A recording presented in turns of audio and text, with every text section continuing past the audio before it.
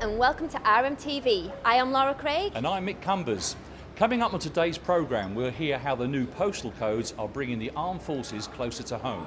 We'll also tell you about one of Royal Mail's most ambitious projects. We'll discuss the new delivery methods that recently rolled out across the country and talk about the modernisation scheme that will keep Royal Mail delivering the best possible service.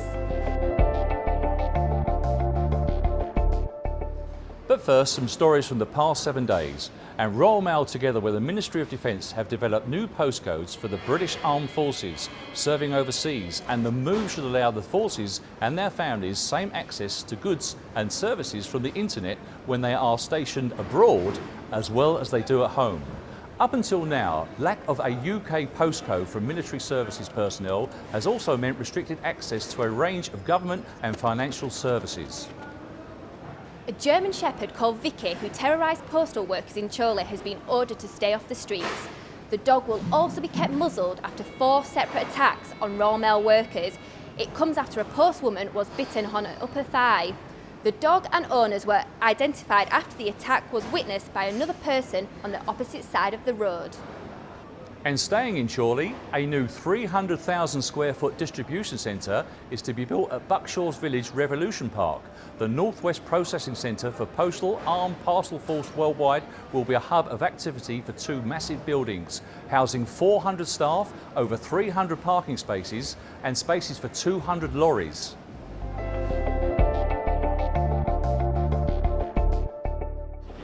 This month we adopted new delivery methods and routes across much of the UK. In the coming months, the changes will provide residents and businesses with a much improved service. Joining me now to discuss these changes is Dave Bibby, one of the shift managers here at Mount Pleasant. Dave, you're saying about these improved changes. What does this entail?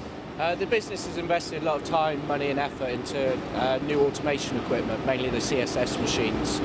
With this, we're able to sort automation-wise through a lot more mail than delivery postmen could sort manually. This has drove up efficiencies and effectiveness, but it's also driven up our quality of service to both customers and within the business, as the machines have less human errors, so what they see is what they sort, and then we push straight to the limits. So with the postmen and women, will they get out quicker?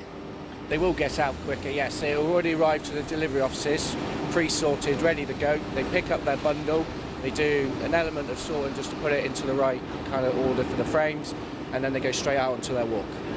So the postmen and women, it doesn't really affect them too much? It's a change in the way they do their operation. Originally they start early, they go onto the manual frames, they sort all the manual bundles that's come in from the mail centres, they then do their frames, then they go onto another frame and sort it into their walk destinations, then they get onto the walk. This way it gets sorted for them, it bypasses the majority of the manual element and goes straight onto their walk, ready out for dispatch. And finally, what everyone wants to know is job cuts. Are there going to be any? No. As far as I'm aware, there's no job cuts. Royal Mail are sticking to the no compulsory redundancies. We will make every effort to relocate anyone that wants to move or be EVR or to another unit, but there'll be no compulsory redundancies. Thanks, Dave.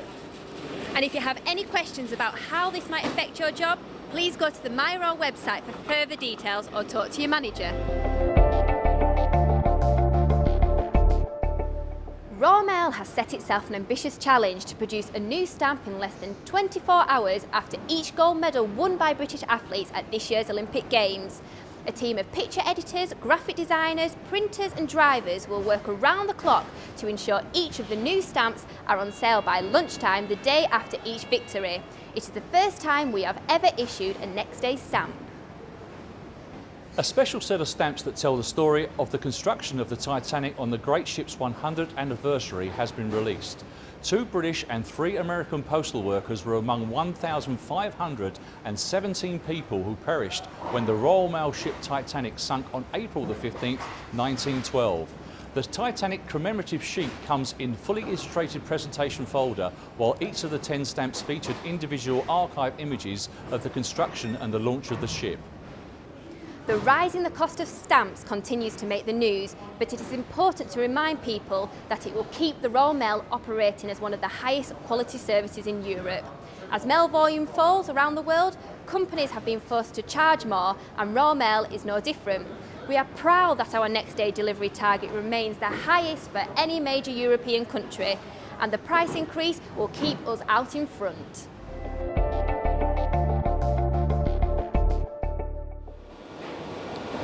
Despite the fact that the mail volumes have declined by 25% in recent years, the Royal Mail still delivers on average 59 million items a day.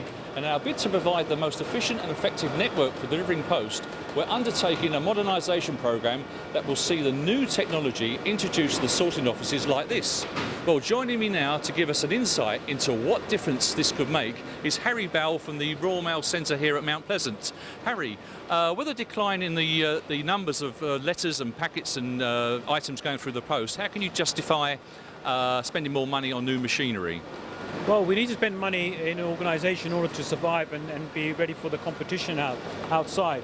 As you can see, we've bought a new machinery, new modern building, a new environment for our staff, and also in order for us to deal with the type of mail that we're dealing with at the moment. We've replaced 90 machines upstairs with 4 machines that are far more efficient, that do the job of those machines and do it faster. Is the reason for this modernisation anything to do with the types of items that are going through the post? Obviously the letters have dropped and the packets have increased. Is this all to do with that at all? Well, we have got a packet solution. We've actually automated some of our packets by designing it far more effectively using world-class techniques. We used to have bag and tie operations, hell of a lot of manual operation, health and safety concerns. We've now automated by bringing in red sleeves, and this has enabled us to make it far more efficient and far more effective. And finally, the big question I've been a postman for 28 years and been in the business quite a few years like yourself. Will it make my delivery a lot easier at all by any chance? Yes, we're now walk sequencing most of the work here. All of our walk sequencing mail, whether it's done on here, and also our flats are now getting automated for deliveries. So when the delivery postman turns up, he's got most of his walk ready for him to sort up by road. Thanks very much, Harry. You can find out more on our website and watch out for briefings from our manager over the coming weeks.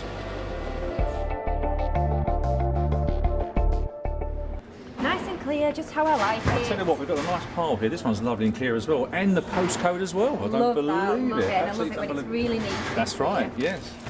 If you want to contact us, you don't need to send us a letter. You can email us using views@myroyalmail.com. And don't forget, you can download this programme from the website. I hope you've enjoyed it this week, and we'll see you next week. Bye. Bye. It's nice to get a letter that you can actually see, read nice and clearly.